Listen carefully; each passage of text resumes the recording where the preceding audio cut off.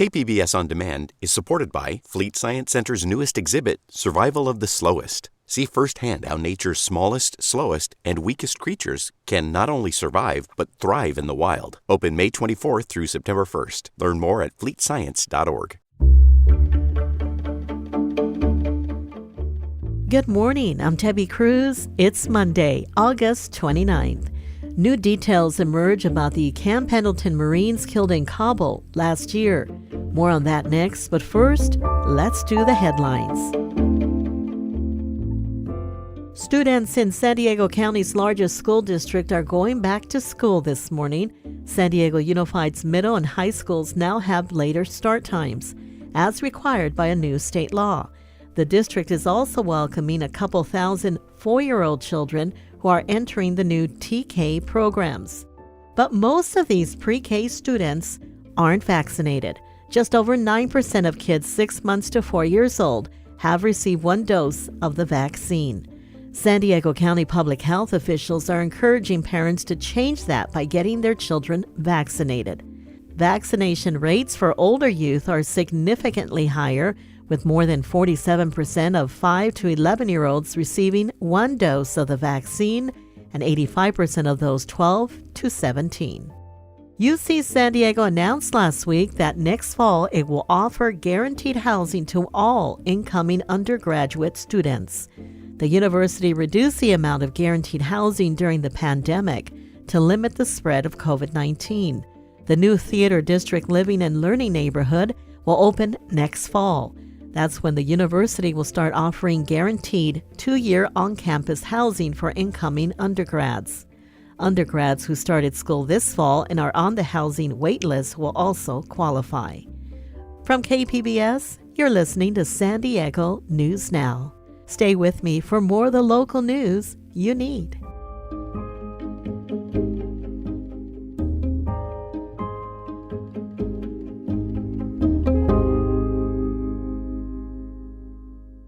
KPBS On Demand is supported by UC San Diego's Art Power, presenting cellist Joshua Roman, performing from his album Immunity, alongside music by J.S. Bach and more. Sunday, June 22nd at UC San Diego's Epstein Family Amphitheater. Reserve your tickets at artpower.ucsd.edu.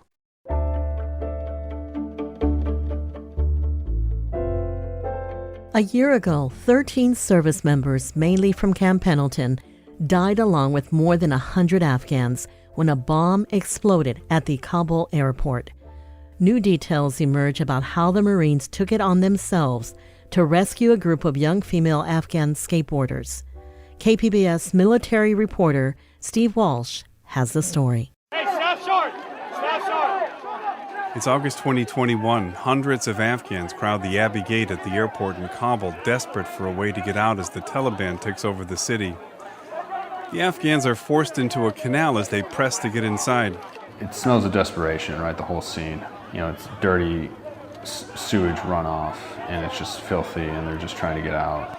Marine Captain Andres Rodriguez is part of security at the gate. Scores of Marines have been rushed from Jordan just days before the Americans were scheduled to leave Afghanistan after 20 years. Several units decide to help Afghans desperate to flee. It just devolved quickly, where it's like, well, if no one else is going to do it, the Marines at 2-1 are going to do it. Or they're going to screen, they're going to help people, they're going to provide aid, they're going to do everything that they're being asked of. Back in the U.S., Marine vet Jeff Faniff is getting calls and texts from Rodriguez and other Marines he knows at Abbey Gate, asking his help locating paperwork for people outside the airport.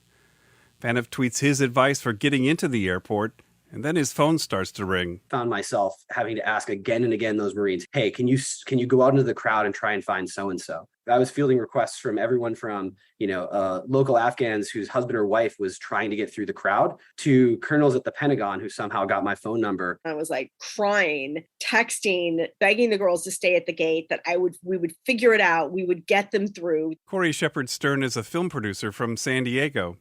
In the days before the bombing a year ago, she began searching how to get a group of Afghans out who had been educating young girls there using skateboarding.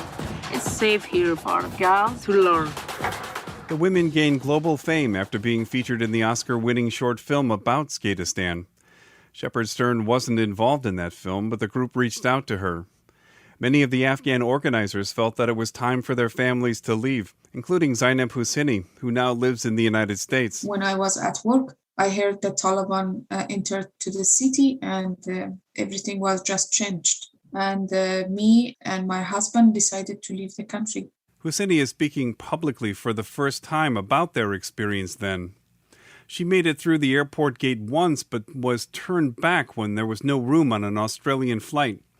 The next day, she took a red umbrella, a signal for the Marines to spot her in the crowd. Whoever entered to the airport was safe. It was under the control of U.S. government, and it was like guaranteeing your life. Back in the U.S., Corey Shepard Stern and Jeff Faniff were celebrating getting one last group through the airport when news came that 13 troops and more than 100 Afghans died in an explosion outside the airport. And then when the bomb went off at Abbey Gate, and just this terrible, you could feel this empty echoing canyon of void, just of everyone terrified about what it meant for the people that had just helped us do this incredible thing. That evening, Alicia Lopez, the mother of Corporal Hunter Lopez, was coming back to their home in Indio, California, when she saw two Marines in a white truck.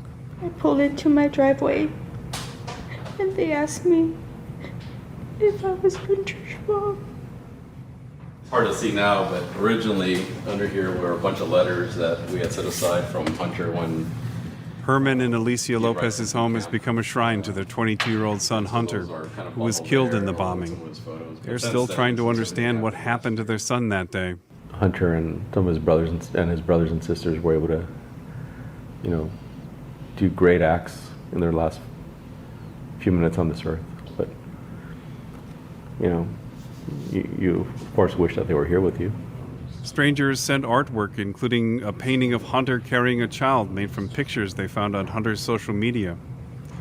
Hunter told them some of what he saw. I know he understood the seriousness of what was going on, the despair and the hearts and the minds of a lot of the people that were trying to get out and get their families out. The desperation of the parents. Yeah.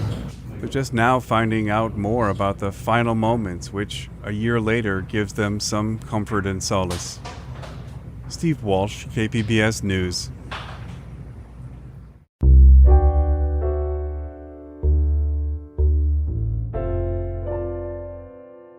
New details emerged Friday in the high-profile rape case involving current and former SDSU football players. Thursday, a civil suit was filed identifying the players who allegedly gang-raped a teenage girl last October. But no criminal charges have been filed.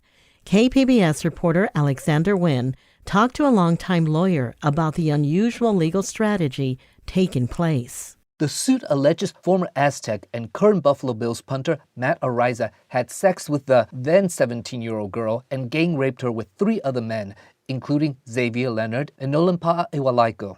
All 3 were on the SDSU football team last season, though Leonard is the only one who is still on the roster. All have proclaimed their innocence through their attorneys. Criminal defense attorney Gretchen Von Helms says it's rare for a civil case to be filed before a criminal case. Her civil attorney may want to just get the ball rolling because we don't know what's true or not true, and we don't know all the facts.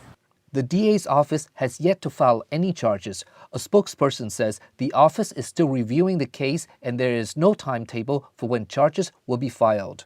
Alexander Nguyen, KPBS News. Pope Francis officially made San Diego's former Bishop Robert McElroy a cardinal on Saturday at the Vatican.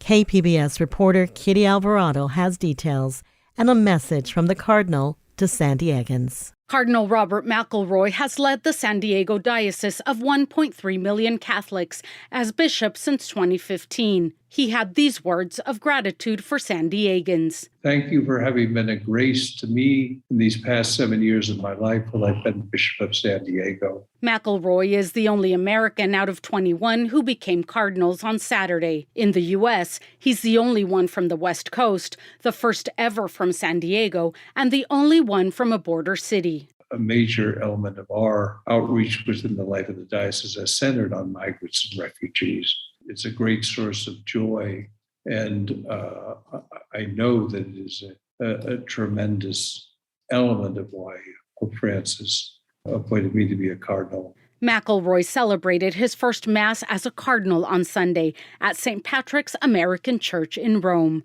Kitty Alvarado, KPBS News.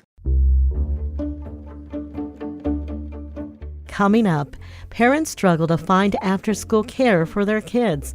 We'll have that story and more next, just after the break.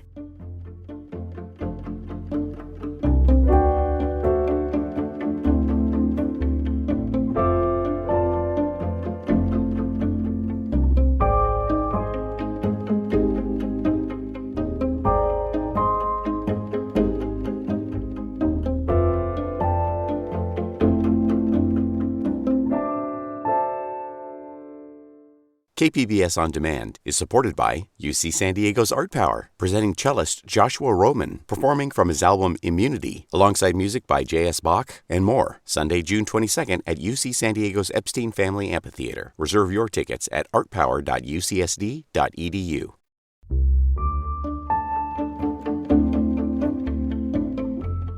Not every kid is guaranteed a spot in after-school programs. KPBS investigative reporter Claire Tregeser says this is becoming a big problem as California expands transitional kindergarten classes. On a hot Sunday afternoon, Sarah LaPietra and her husband Vince followed their 4-year-old son Teddy around a playground in Balboa Park. Tell me a message.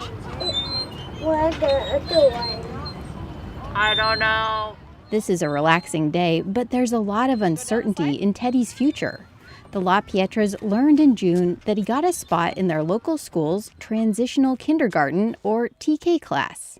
They felt like they'd won the lottery. They could stop paying $2,000 a month for his preschool, and the speech therapy and occupational therapy Teddy receives would be on site at the school. Unfortunately, the lottery ticket turned out to be a dud. We found out everybody had signed up for the after-school care months and months ago, which we would never have known to do because they didn't even have a UTK classroom at that point. While Teddy had a spot in TK, he didn't get a spot in after-school care.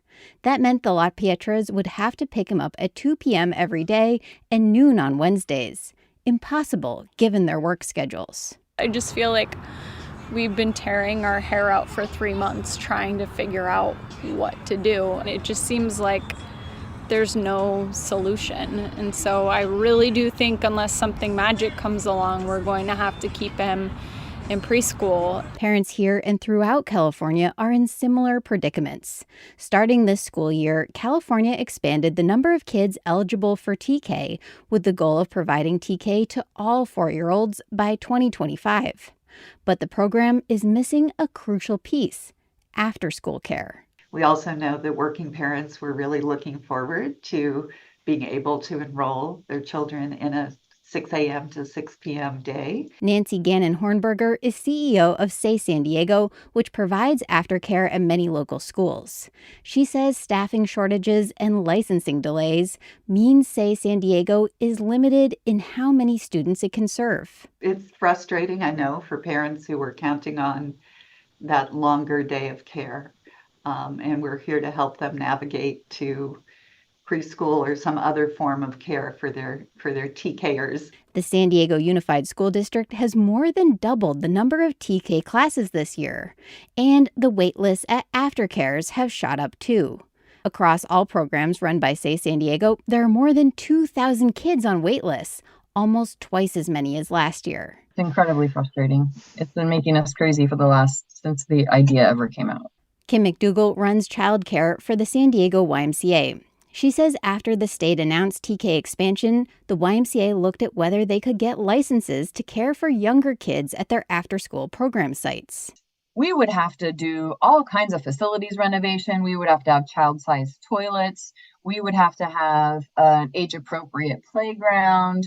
It would be really close to impossible for us to even do. Democratic Assembly member Kevin McCarty authored the TK expansion law. One of the biggest things lacking that's the thing we need to start and make sure we complete it was having universal pre-K for all 4-year-olds to show up at kindergarten ready. One San Diego school district has taken matters into its own hands. Cajon Valley Union in East County is providing free after-school care for all students. Superintendent David Miyashiro says it started during COVID and he plans to continue it as long as possible. Pending some type of fiscal cliff in California where we'd have to go into a cutting situation, we're planning to provide this for years to come. You're doing it. You're doing it. You're doing it. Meanwhile, the La Pietras had heard that Teddy might get into an aftercare class run by the YMCA, but they're still waiting to find out. And school starts on Monday. Claire Tregesser, KPBS News. The new school year brings some new transit opportunities. KPBS reporter Jacob Ayers says the Youth Opportunity Pass pilot program offers free public transit rides to those 18 and under. Karina Sandoval is a senior at Hoover High School who's been riding public transit since 9th grade. She says expired fares made her miss classes and even a test, but the new free Youth Opportunity Pass has gotten rid of those issues and expanded her world. I did an internship in Chula Vista, and because I was able to have the Youth Opportunity Pass, I was able to do like buses, and I had to take a trolley and then more buses. So without the Youth Opportunity Pass, it would have been so expensive and I wouldn't have been able to do the internship at all. The Sandag Youth Opportunity Pass program offers completely free rides on buses, the trolley, the coaster, and sprinter for those 18 and under, and it runs through June 30th, 2023. For youth to take advantage of the free rides, they need a Youth Pronto app account or a Pronto Youth card. Jacob Ayer, KPBS News. That's it for the podcast today. As always, you can find more San Diego news online at kpbs.org. I'm Debbie Cruz. Thanks for listening and have a great day.